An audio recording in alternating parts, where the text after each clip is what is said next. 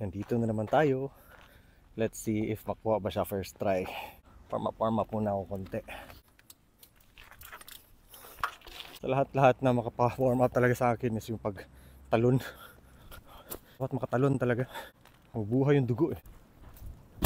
I don't think makaya ko siya ng first try, but try ko. Ito na naman ang mind games.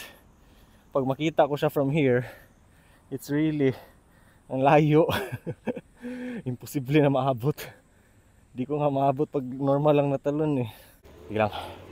Nakuha na last time. Hopefully, makuha siya yung first try ngayon. Maintain na mababa muna. Akyat ang front wheel. And then pop. Makuha kaya to. Let's just try. Oh, mali. Second try. Okay. Second try. By the way pala, last time yung handlebars ko is mas mahaba. 90mm ang rise nun. So mga hanggang dito siya. Ito ngayon is 35 lang. Mas bagay ito sa aking physique compared dun sa isa. I should be able to get it this time kasi medyo mas set up ko na to ngayon.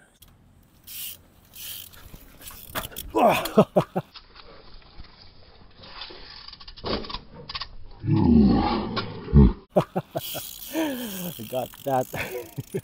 Third or fourth try. Mas maganda talaga. Mas set up ko talaga to. One more time.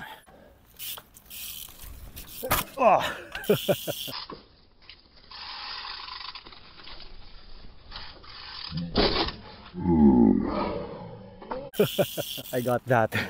Sakay ako sa taas. I got that. Yes. Happy with that. Record pa tayo isa pa. Para 3 beses na lahat. I wanna see kung saan talaga tumi-take off yung aking gulong. If perfect ba yung labas niya sa kanto or not.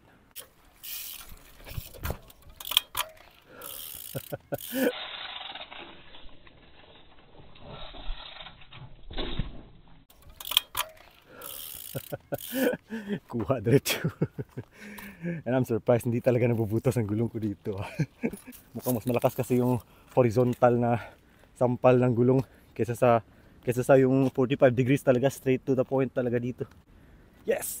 Mukhang matagal ko na hindi natira tong lugar na to. Tirahin natin.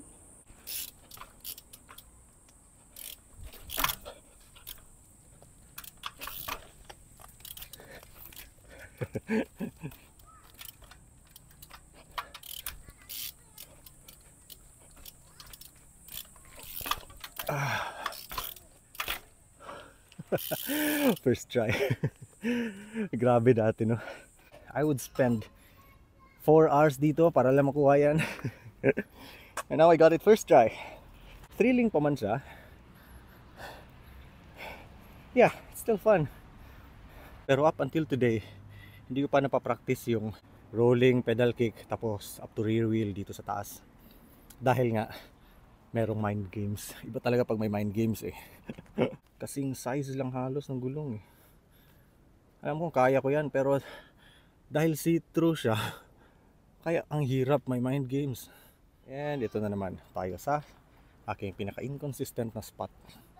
Sa static gap ko, ito ang max limit. 180 centimeters lang. So, inconsistent talaga ako dito. Sana makuha ko ngayon sa at least sa first few tries. Hindi ko naisipin na first try makukuha ko siya. First few tries na lang. Ang mind games dito is nasa pag-set.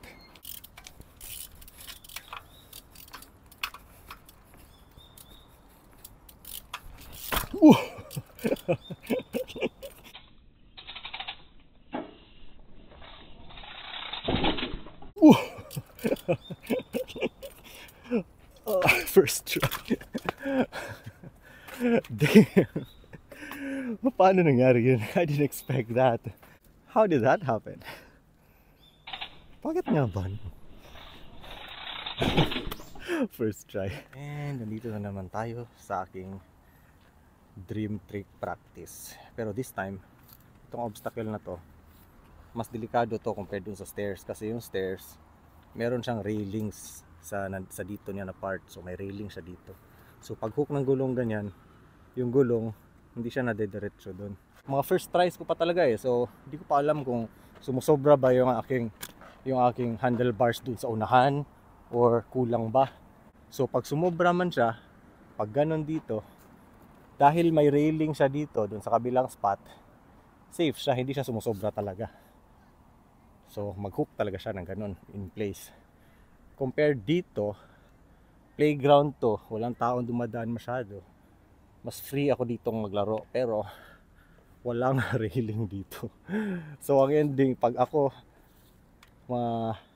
magkamali, madiretso siya pag ganun. Pak. So tamaan ng fork. And natamaan ng fork ko dito once nung pinaka first ko siyang tinry. Maakyat-akyat lang ako dito. So ginawan ko ng armor. Ayun, may armor na ngayon. Hopefully makatulong siya. I think makatulong siya.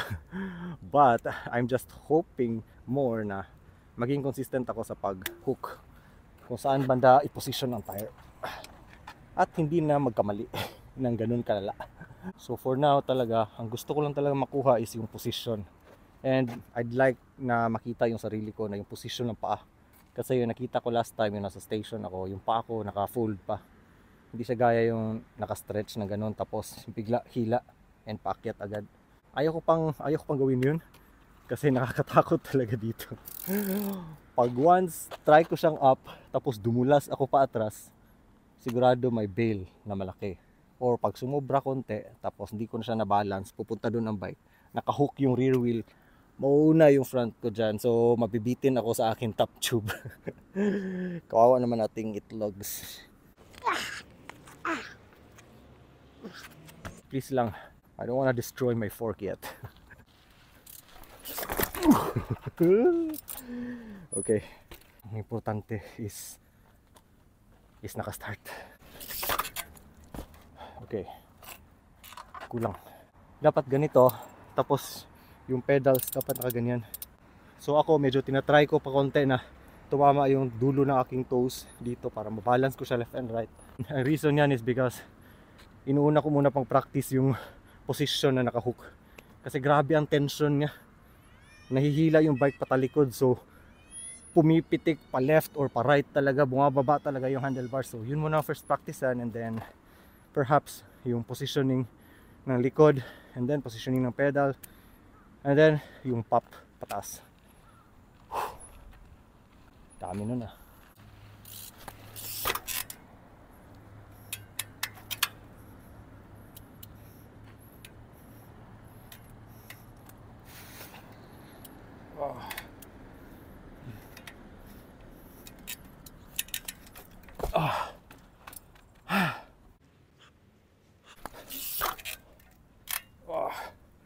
Kulang.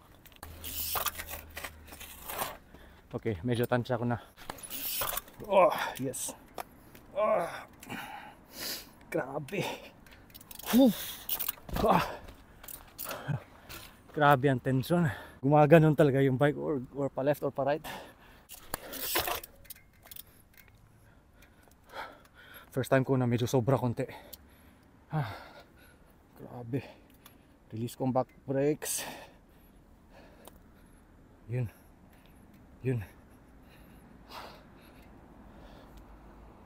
Ganun dapat. Oh. Told you that's what's gonna happen.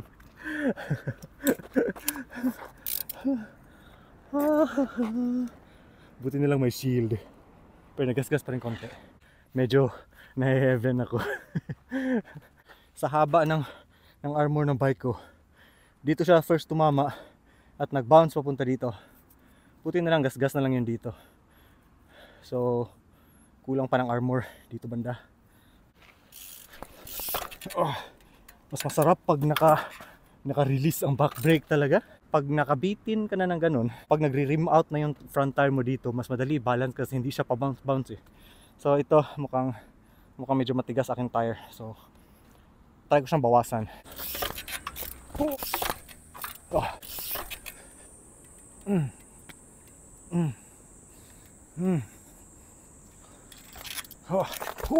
Pahinga muna. I feel like I'm gonna have a heat stroke. Okay, more practice. Pag na-land mo siya ng pa-left konti, wala na, buhos na. Pero pag naland mo siya ng straight, masarap yung feeling. Oh. Ah. Oh. Medyo malambot ang gulong, mas masarap siya i-hook. Oh.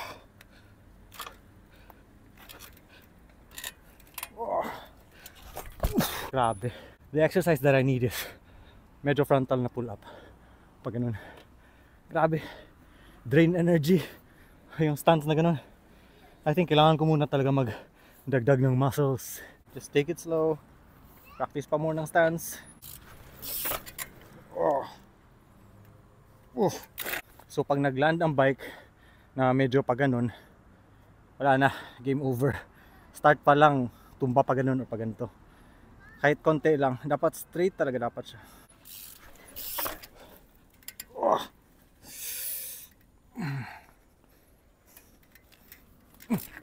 Mali.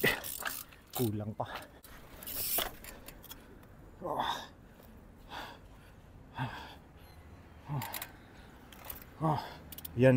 Ito perfect position. Ito ang sarap. Ito ang perfect. So naka-flat ang tire. Oh, oh, yun ang masarap na position.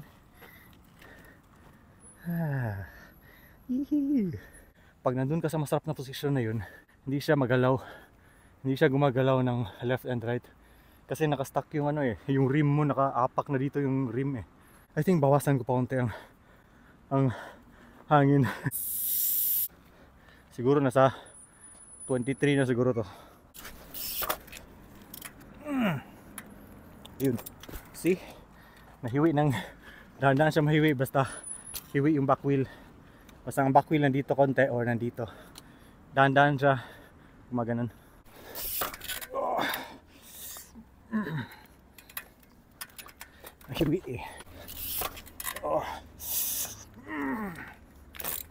Grabe pagod. Grabe energy drain times 400. Okay lang, basta at least may natutunan today. Bye.